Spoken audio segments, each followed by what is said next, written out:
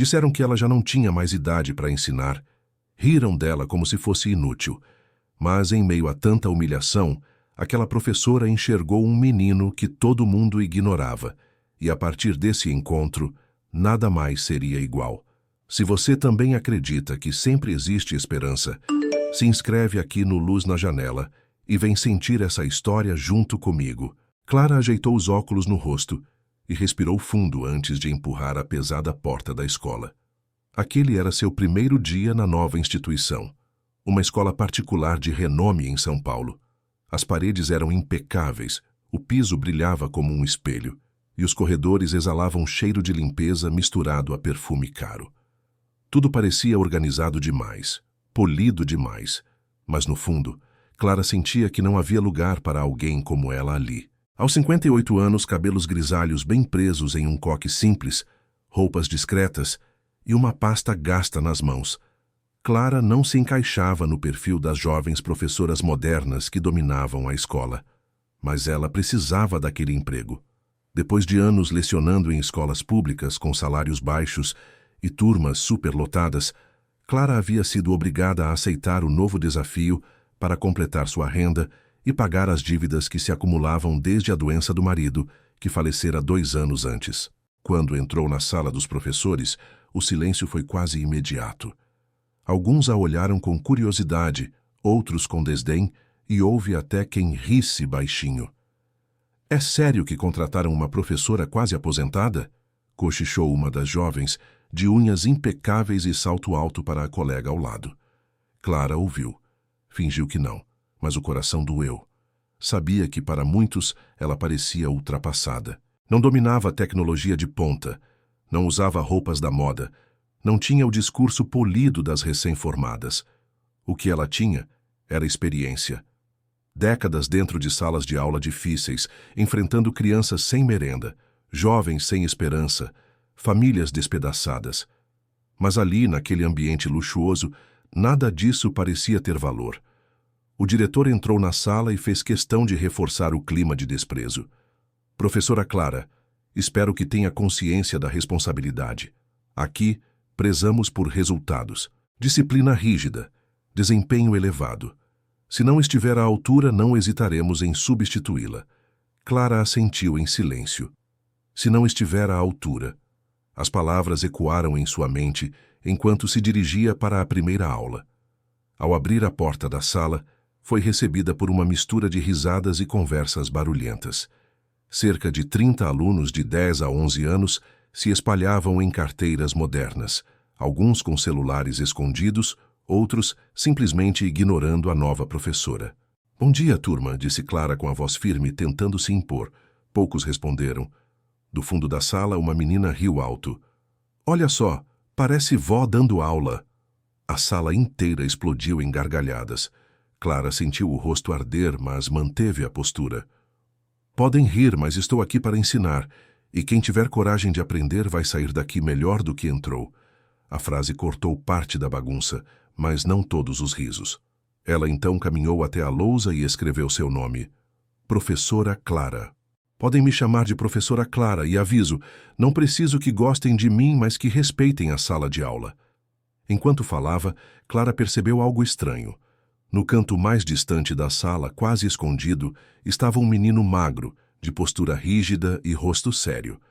Diferente dos outros, não ria, não zombava, não dizia nada.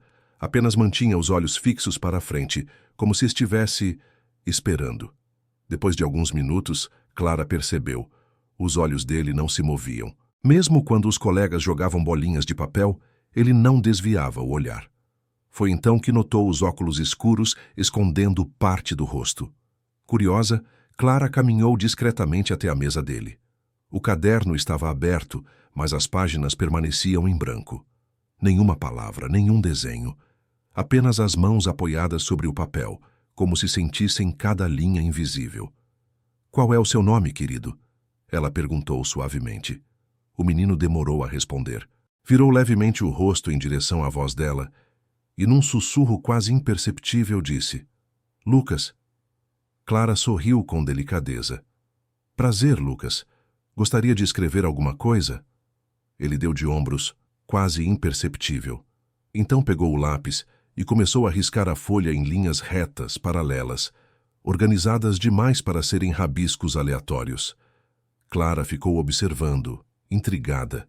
Ele não olhava para o papel, apenas deslizava o lápis com precisão, como se soubesse exatamente onde estavam os limites. De repente, uma das meninas gritou do outro lado da sala: "Não adianta, professora, esse aí é doido, nem enxerga direito." Alguns riram alto. Lucas parou de escrever. A mão tremia sobre o papel. Clara sentiu a dor dele como se fosse sua. Endireitou-se e encarou a turma. "Se tem alguém aqui cego, não é o Lucas. São vocês, que não conseguem enxergar o valor de uma pessoa." A sala silenciou por alguns segundos, surpresa com a firmeza da professora. Mas a coordenadora, que passava pelo corredor, ouviu a frase e entrou de repente. "Professora Clara, podemos conversar depois da aula?" disse num tom frio. O recado estava claro. Ela havia acabado de se colocar em apuros. Clara respirou fundo. Sabia que o peso do preconceito não estava apenas nos alunos, mas também entre os adultos daquela escola. E, de alguma forma, sentia que Lucas seria a chave de tudo o que ainda estava por vir. O encontro na sala dos professores foi constrangedor. A coordenadora, Dona Lídia, mulher de terninho impecável e olhos frios, esperava por Clara ao final da aula. "Professora", começou cruzando os braços, "aqui não estamos em uma escola pública. Temos um padrão de excelência a zelar. Ouvi sua fala em defesa daquele menino, o Lucas. Quero deixar claro, ele não deve ser seu foco." Clara tentou manter a calma. "Dona Lídia, cada aluno é meu foco, inclusive o Lucas." A coordenadora riu com desdém. "O Lucas é um caso perdido. Já tentamos de tudo. Ele é uma vitrine ruim para a escola. Os pais pagam caro para ter resultados, e resultados significam notas altas, campeonatos vencidos, prêmios exibidos. Não temos tempo para casos especiais." Clara sentiu o estômago revirar. Caso especial. Aquelas palavras a feriram como faca. "Com licença, Dona Lídia", disse, virando-se e saindo antes que a raiva a fizesse perder o controle. No corredor, os alunos passavam correndo, animados para o recreio. Ninguém notava Lucas, sentado sozinho em um banco do pátio, com o lanche intacto sobre as pernas. Clara se aproximou e sentou-se ao lado dele. "Você não vai comer?" perguntou suavemente. Lucas deu de ombros. "Não sinto fome na escola." Clara observou a marmita fechada. "Você mesmo disse que não sente? Ou alguém já fez você acreditar que não deveria comer?" Lucas permaneceu em silêncio, mas o leve rubor em suas bochechas revelou a resposta. Durante os dias seguintes, Clara começou a perceber padrões. Lucas chegava sempre antes de todos, ficava no fundo da sala e nunca participava das aulas. Mas, em silêncio, preenchia páginas e mais páginas com riscos organizados, como códigos secretos. Certa manhã, Clara se aproximou discretamente. "Posso ver?" perguntou. Ele hesitou, mas empurrou o caderno em direção a ela. Clara folheou as páginas. Não eram rabiscos aleatórios. Eram linhas perfeitamente alinhadas, formando pequenos blocos, quase como letras invisíveis. "Isso é Braille", arriscou Clara, surpresa. Lucas sorriu pela primeira vez. "Tentei aprender sozinho, mas não tenho livros aqui. Só alguns que ganhei de uma ONG. A escola não quer comprar." O coração de Clara se apertou. Ali estava um menino cego, com sede de aprender, tentando por conta própria construir um futuro em um ambiente que o descartava como peso. "Você é muito mais inteligente do que imagina, Lucas. Ninguém acredita em mim." Ele respondeu com voz baixa. "Eu acredito", disse Clara, firme. Naquele instante, ela viu nos olhos dele um brilho que ninguém mais havia notado. Mas a aproximação não passou despercebida.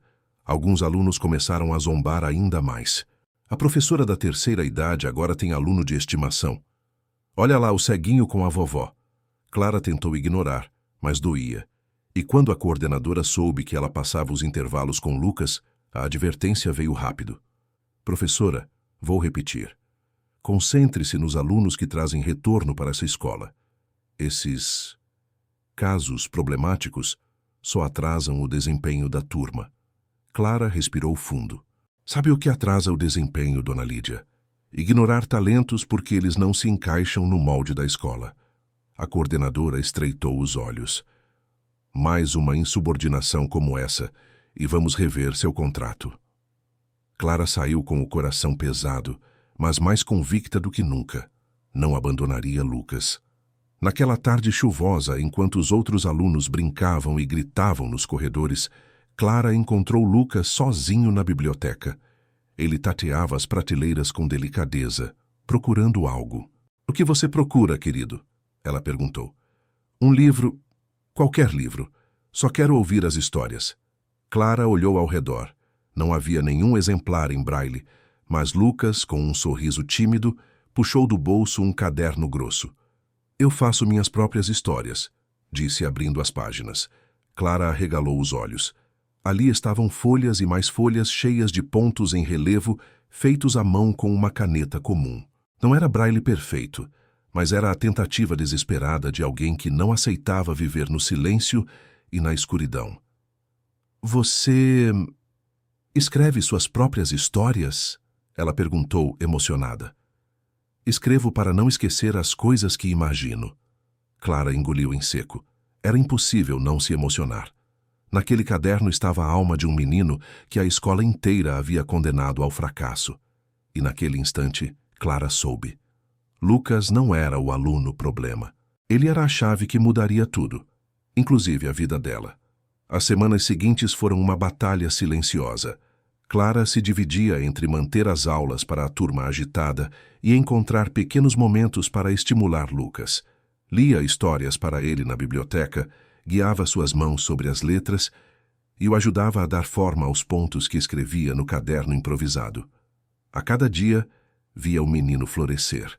Lucas já sorria mais, arriscava algumas perguntas e até se voluntariava a ler trechos das histórias que inventava em sua mente. Mas enquanto Clara via progresso, a escola via problema. Certa manhã, a coordenadora Lídia entrou na sala de aula sem bater. Com passos duros e um sorriso gelado, anunciou: "Professora Clara, amanhã teremos a reunião mensal de pais. Será uma ótima oportunidade para mostrar resultados. Espero que esteja pronta para apresentar algo convincente." O olhar de Lídia foi direto para Lucas, sentado no canto. "E por favor, não perca tempo expondo casos sem futuro." A turma caiu em risadinhas. Lucas baixou a cabeça, envergonhado. Clara, porém, manteve o queixo erguido. "Eu estarei pronta." Mas por dentro, o coração dela ardia. Sabia que a reunião seria um campo de batalha. O auditório estava lotado. Pais de terno e gravatas, mães com vestidos elegantes, todos carregando no olhar uma mistura de orgulho e cobrança. No palco, professores se revezavam apresentando gráficos, notas altas e medalhas conquistadas. Quando chegou a vez de Clara, ela caminhou até o microfone sob os olhares desconfiados. As jovens colegas cruzaram os braços, esperando pelo fracasso. "Boa noite a todos. Sou a professora Clara, responsável pela turma do 5º ano." Começou com a voz firme. "Quero compartilhar algo importante." Antes que pudesse continuar, a coordenadora Lídia a interrompeu. "Professora, não esqueça de falar dos alunos destaque. É o que os pais vieram ouvir." Clara respirou fundo. Olhou para Lucas, sentado nas últimas cadeiras, segurando seu caderno, e então tomou a decisão que mudaria tudo. "Meus senhores, minhas senhoras", disse, ignorando Lídia, "o verdadeiro destaque não está em quem tem as melhores notas, mas em quem encontra coragem de aprender mesmo quando o mundo insiste em dizer que não é capaz." Um burburinho correu pelo salão. Lídia arregalou os olhos furiosa. "Professora Clara, isso não estava na pauta." Mas foi tarde. Clara fez sinal e Lucas levantou-se devagar com o caderno nas mãos. O silêncio tomou conta da sala. Alguns pais cochicharam. "É o menino cego. O que ele vai fazer aqui?"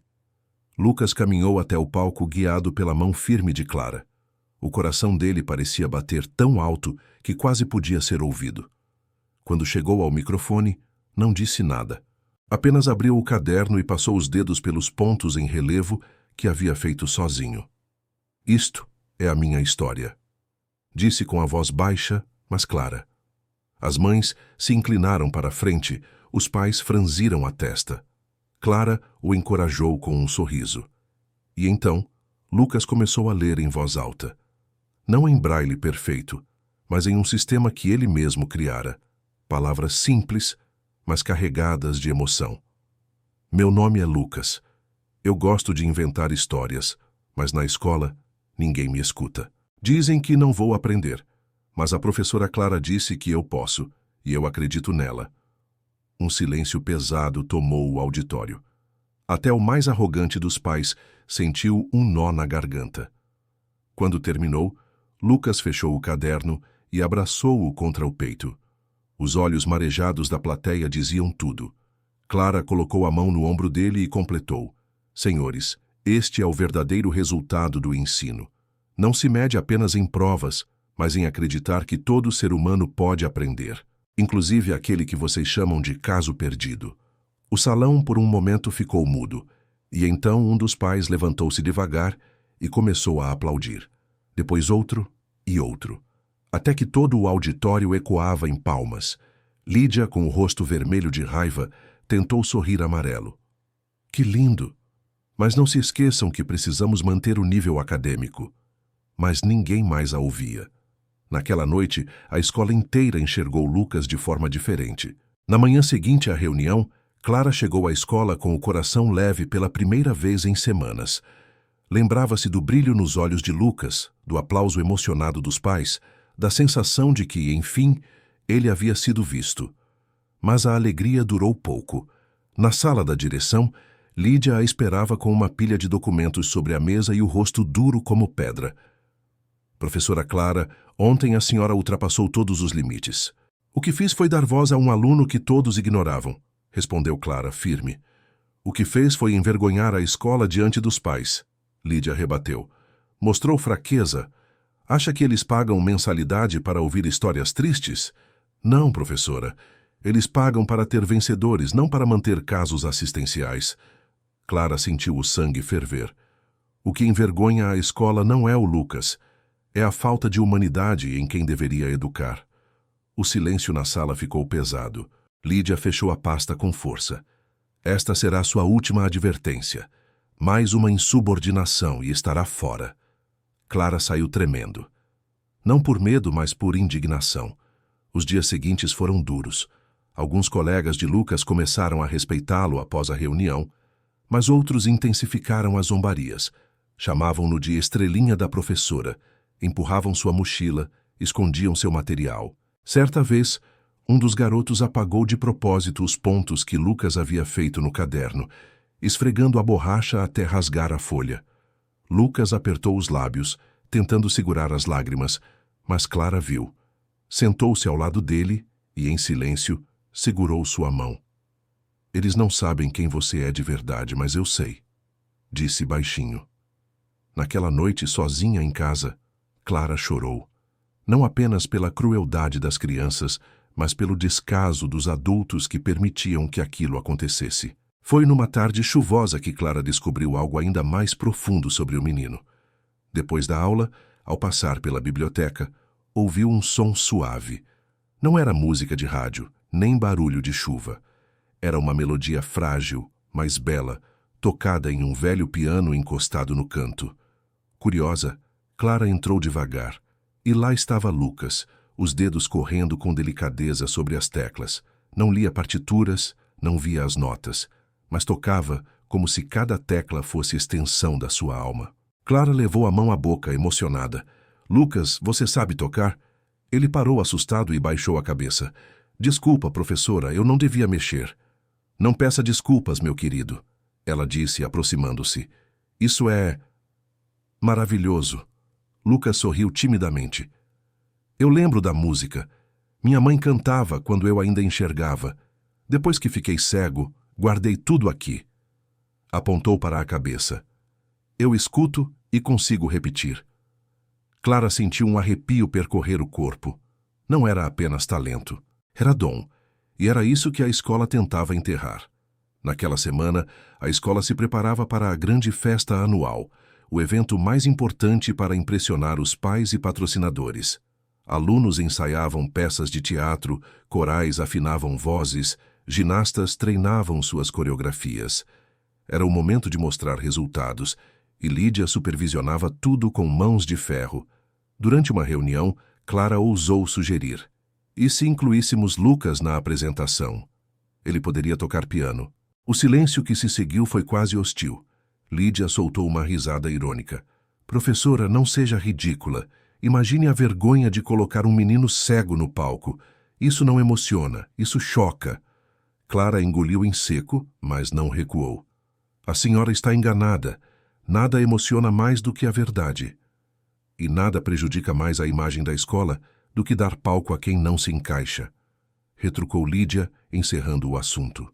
Clara saiu decidida. Se a escola não desse espaço para Lucas, ela mesma criaria uma forma de mostrar o talento dele.